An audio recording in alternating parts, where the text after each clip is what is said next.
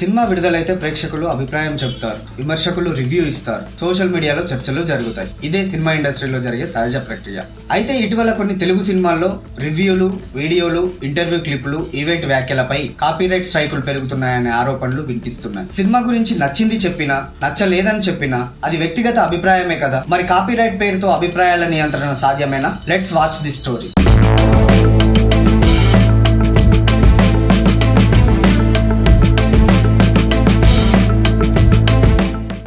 Cinema అనేది కళ గురించి చర్చించడం ప్రేక్షకుడి హక్కు. ఒక సినిమా అందరికీ నచ్చాల్సిన అవసరమూ లేదు, అలాగే ఒక సినిమాను అందరూ విమర్శించాల్సిన అవసరం కూడా లేదు. ఒకే సినిమాను చూసిన ఇద్దరు వ్యక్తులు రెండు భిన్న అభిప్రాయాలు చెప్పడం ప్రజాస్వామ్య సమాజంలో సహజం. సినిమా విడుదలైన తర్వాత రివ్యూలు ప్రేక్షకులకు మార్గదర్శకంగా మారుతాయి. కొంతమంది సినిమాను ప్రశంసిస్తారు, మరికొందరు లోపాలను ఎత్తి చూపుతారు. ఈ రెండు అభిప్రాయాలు కూడా సినిమా పరిశ్రమకు అవసరమేనని సినీ విశ్లేషకులు చెబుతున్నారు. ఎందుకంటే విమర్శలు లేకపోతే ఇంప్రూవ్మెంట్, సృజనాత్మకత ఉండదు.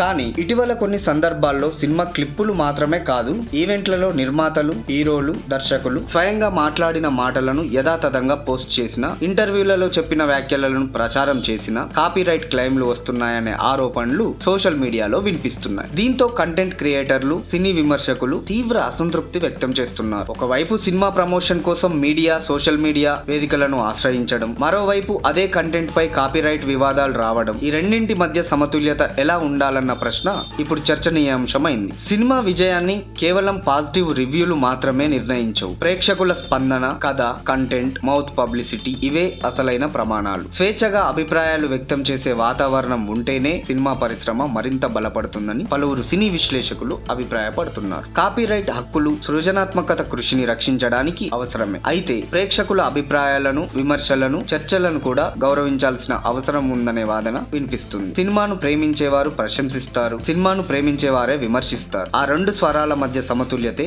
ఆరోగ్యకరమైన సినీ సంస్కృతికి పునాది. కాపీరైట్ పరిరక్షణ ఒకవైపు, అభిప్రాయ స్వేచ్ఛ మరోవైపు. ఈ రెండింటి మధ్య సరిహద్దు ఎక్కడ ఉండాలి? తెలుగు సినిమా పరిశ్రమ ఈ చర్చకు ఎలా స్పందిస్తుంది? ఇది రానున్న రోజుల్లో ఇండస్ట్రీలో మరింత ఆసక్తికరంగా మారనున్న అంశం.